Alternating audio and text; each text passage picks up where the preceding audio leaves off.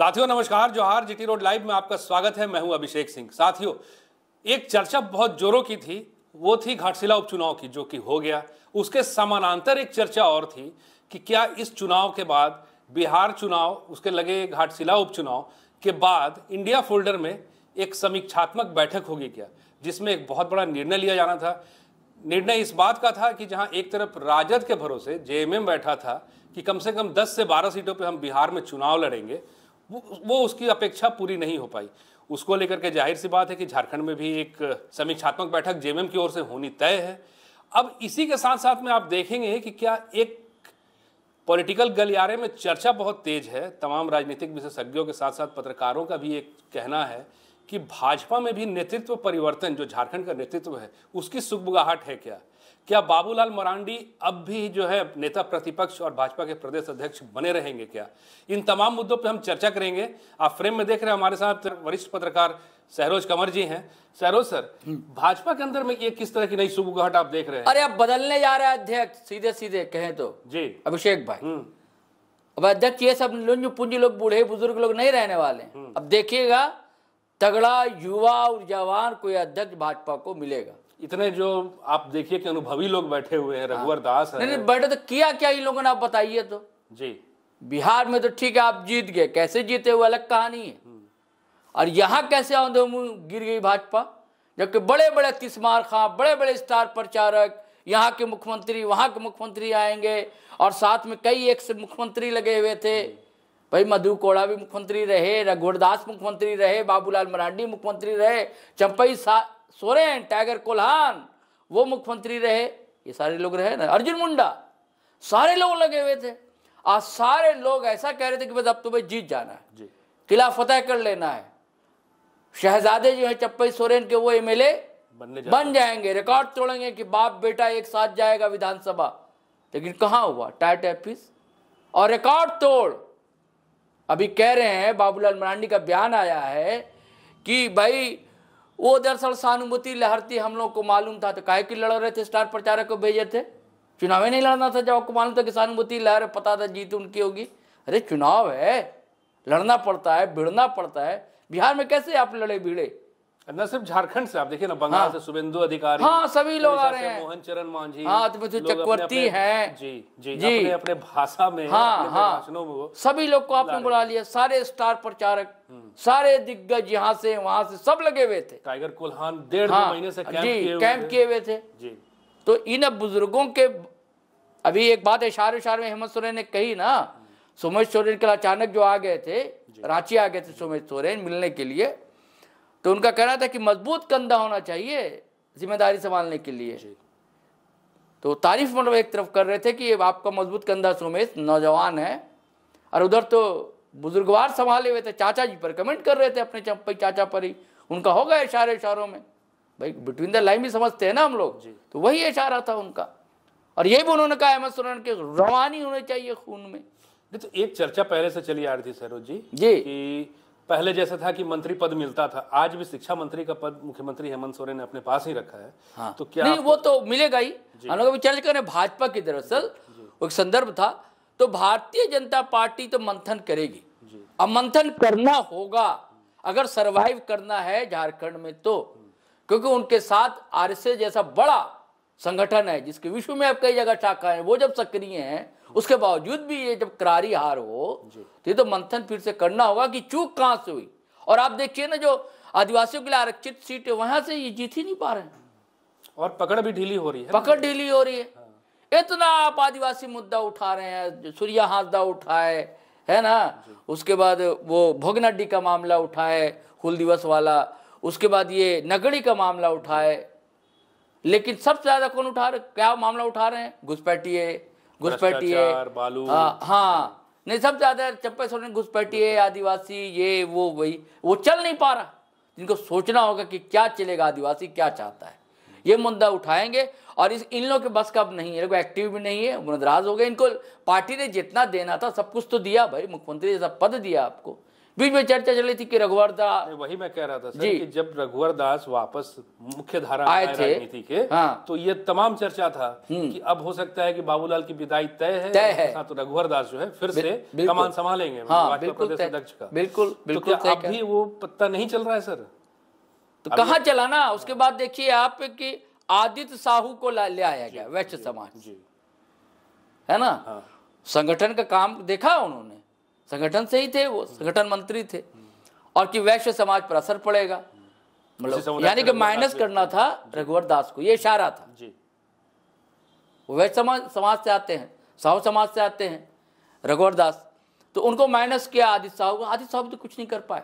तब चर्चा चली कि जो कभी कार्यकारी अध्यक्ष बनाया गया है, जैसे पहले रविंद्र राय को बनाया गया था, तो इनको कार्यकारी अध्यक्ष बनाया गया, हो सकता है कि अध्यक्ष यही बनेंगे।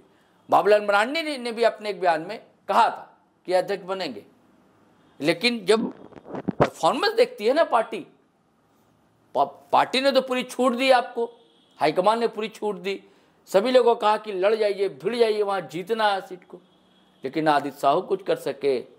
और जो सहयोगी संगठन है जैसे आजसू, वो भी कुछ नहीं कर सके। उनका तो कुछ लोग विरोधी कर रहे थे, वहां की वोट नहीं, वोट ही का बहिष्कार कर रहे थे। अच्छा, भाजपा का नया प्रयोग करना एक तरह से रूटीन है। आप देखिए कि कभी भी कोई एक नया चेहरा तुरंत आएगा, नया चेहरा। हालांकि कई नाम चल रहा था कि नीरा यादव एक्टिव है, सक्रिय थी, महिला थी, ओबीसी से आती थी, असर पड़ सकता था अगर नीरा यादव को भी पद दिया जाए, बहुत असर पड़ेगा। बहुत सक्रिय रहती है, एक्टिव रहती है, लगातार जीत रही हैं अपने क्षेत्र से।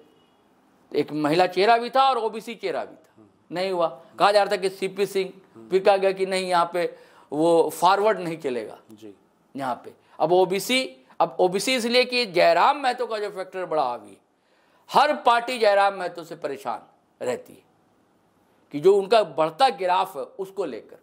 तो ये भी चल रहा था कि हो सकता है कि कहीं वो तो नहीं, मैंने क्या नाम उनका जो सांसद हैं जमशेदपुर से, विद्युत बरन महतो, हाँ, उस समाज से आते हैं, महतो समाज से आते हैं, कुर्मी समुदाय से आते हैं, क्योंकि बड़ा वोट बैंक है कुर्मी समुदाय, ओबीसी से भी आता है।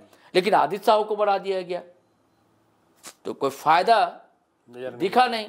तो मुझे अब लगता है कि मंथन तो करना ही है, भाजपा को मंथन करेगी, बैठक होगी, मंथन होगा, मंथन चल भी रहा होगा। बहुत सी खबरें भाजपा की बाहर अब नहीं आ पाती, मंथन चल भी रहा होगा।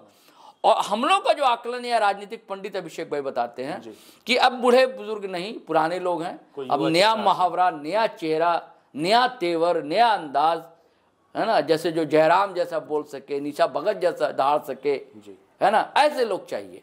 मैं ये नहीं कह रहा हूँ कि भाषा की मर्यादा ना लांघे, लेकिन वैसा दहाड़े, वैसा बोले और लोग जुटे एक आवाज पर, तो वैसा अध्यक्ष चाहिए सरवाइव होने के लिए। जिस तरह से एक लोकप्रियता जयराम महतो ने चंद दिनों की राजनीति में अपनाई है, हासिल की है जी। आप देखिए कब दिन कब रात और किसी के लिए कभी भी कहीं रहना।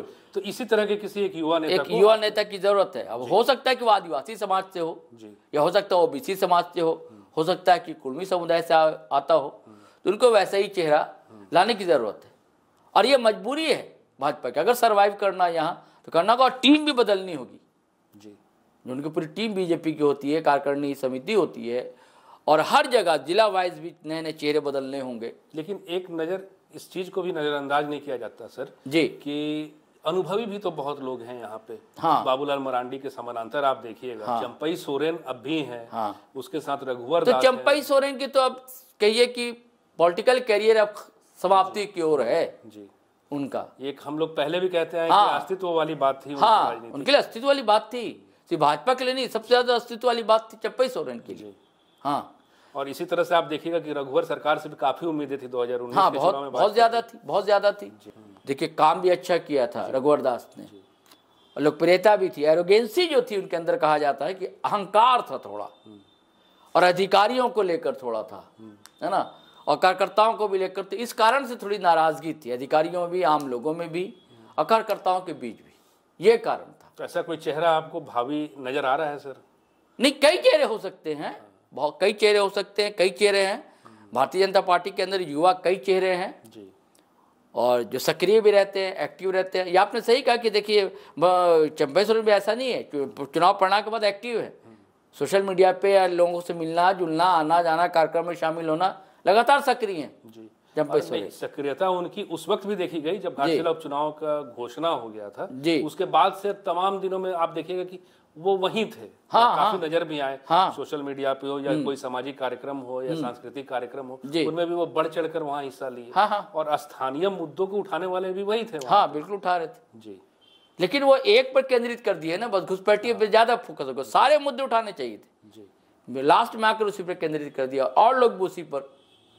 देखिए जो हिंदू मुस्लिम का इश्यू वहीं चल पाता है अभिषेक भाई जहां मुस्लिम आबादी होती है, ताकि उधर वोट पोलराइज हो इधर वोट पोलराइज हो, वहां तो आपका काम कर जाएगा। लेकिन जहां है ही नहीं आबादी, उनकी तो आप लाख बोलती रहिए।